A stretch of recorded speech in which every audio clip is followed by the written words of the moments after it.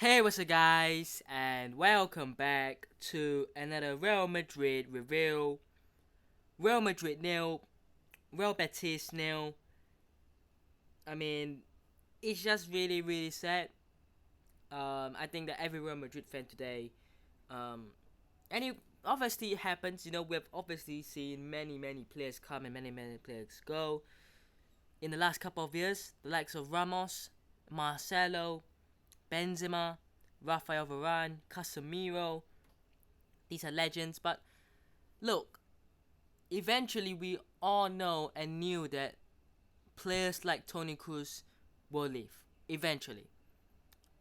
But it's just sad to admit the fact that he is going to leave. It's just sad to acknowledge the fact that he's going to leave. And as I said in the preview, I think Toni Kroos has totally got another 3 to 4 years in him. But I think that the reason he's ending it now is to end on a high, end on a high legacy, to be remembered for the great moments. You don't want to be remembered for ending it at 37 years old, sitting on the bench, being a bench warmer, not playing. And sometimes it takes a lot to come up with that decision. And he's also not decided to go, look, I'm going to leave Real Madrid, but I'm going to go to Saudi for the money, or I'm going to go to the MLS for the money. Clearly, he hasn't seen that as what he wants. He hasn't seen money as a factor. He just wants to end on a high after the last 10 great years at Real Madrid. After winning everything he can win with his club. He's got a Euros now to look forward to. Before that, of course, a Champions League final to add to his collection. That will be his sixth, wouldn't it? I mean, I've lost count. Yeah, that will be sixth La Liga, not La Liga, Champions League trophy. Um, Before he goes for the Euros, and then he ends his career. Incredible. Also, the likes of Nacho.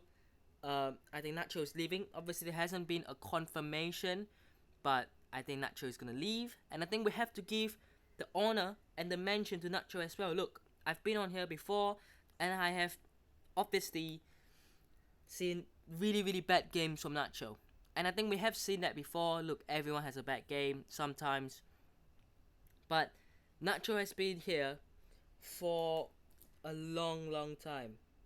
I mean, how long has Nacho been at Real Madrid? Um, he's been at the club. I think first team wise, um, how long? I mean, he's been at Real Madrid since he was 2001, right? 23 years since he came, and obviously he was like, was it 10 years old? 11 years old. He came and he played for obviously the youth teams, and then he got into the B team in 2009, and he played for Real Madrid in 2011, but officially went into the senior team in 2013, I want to say. So, look, Nacho as well, you just have to give him the credit for serving as well, and he will move. I don't think he will stay in Spain for respect to Real Madrid. I think he will go to, an MLS club. He could join the likes of Chiellini and many other players.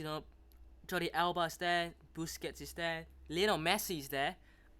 So he could join them in the MLS as well, or Saudi. Um, and obviously, it was nice to see Kepa come on as well. Look, it wasn't necessary, but I think the reason why Kepa came on is to give him a farewell as well. Look, as I've been saying, Kepa deserves it because he came in on loan, he played well, and then his place got taken by Lunin, and that was totally fair. Let's be real. But I think we still have to give credit to Kepa for the job that he has done and for the servant and the service that he has served. Absolutely incredible as well. But it's just sad to see so many players move on. Obviously with Kepa, it's not that emotional, but is still a player leaving. Nacho, it's not that emotional, but obviously you have to give him the credit. But with Toni Kroos, I think it's very emotional. Um, in terms of him leaving and retiring, and hopefully, I say hopefully, it'll be nice to see him end off with a Euro win, maybe. But the game was pretty boring, wasn't it? 0-0. Not a lot of action happening. I thought Real Madrid had probably the better chances overall, but it was just pretty quiet. We can go through some chances. The keeper, Betis, gave the ball to Camavinga, and then it was Vinicius Junior, who couldn't finish, and then Mendy's rebound, cleared off the line, and then, apart from that, there's not really a lot left, really. Toni Kroos had a free kick in the 84th minute before he came off. That was saved by the keeper as well, but it just really was a quiet game, but it didn't need to be anything more than that. And that does mean that Real Madrid finished the season on 95 points, which is incredible. You look at the best Barca teams, the best Real Madrid teams, they used to get 93, 94 points. You have topped the tally. Real Madrid could have finished on 99, I think, and then it was 97, and we ended up on 95. But you know what? We'll absolutely take it. 95 points is really rare these days, and even in the past, during the prime Real Madrid, prime Barcelona days. So to hit that achievement, incredible. Barcelona will probably win against Sevilla away, which means they'll finish on 85 points, 10 points behind. And it's been an very, very, very good season, but it's not over yet. You've got the Champions League final to come. Let's not forget. That is next weekend, isn't it? On June the 1st. So we'll be here for it. It'll be absolutely incredible to witness that Champions League final. The last trophy for Toni Kroos, Nacho, and even Kepa. Obviously, has come in and has won 2 trophies. Pretty good for a loan signing. But obviously, Toni Kroos will get his final Champions League. Hopefully. I'm not saying anything yet. But let's go to the team. Courtois, again, played pretty well. The back four, I thought, had a pretty decent game. Mendy had plenty of attacking opportunities. Rudiger, a warrior as always. Nacho, I thought, played pretty well. The midfield, look, Toni Kroos, final game, I thought he played well, very, very well. Camavinga, Valverde, Bellingham, and I thought Vinicius Junior was probably, in terms of, creating and having opportunities, the player with the most. And Rodrigo had a couple as well, but suddenly Kroos won man of the match. And you know what? Fair enough. But just a word on Real Betis, they finished 7th.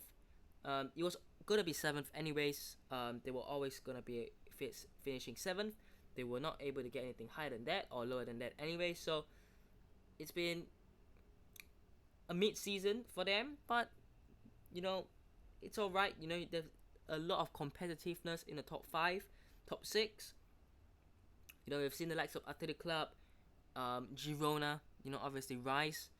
Real Sociedad and Villarreal will always be in that area as well. So next season we go again for everyone. It'll be very competitive next season, certainly, but it is obviously a new season, a new year, and obviously Barcelona have got a new manager. Hansi Flick will be at FC Barcelona. That is a very, very surprising move for Barcelona and for Hansi Flick. He's very, very, very, very good as a manager, but obviously that was not what I expected from Barcelona. And lastly, let's talk about the subs. Militao, Modric, Lucas Vazquez, Ceballos, and Kepa came on. But as we've said, we've got one more game of the season to go. It is not the final game for Toni Kroos just yet. It will be the Champions League final. Hopefully, we end the season off on a high. But let me know what your thoughts are down below. Hope you guys have enjoyed today's video. Hit that button instead, subscribe to the channel on already, and I'll see you guys in the next one. Peace.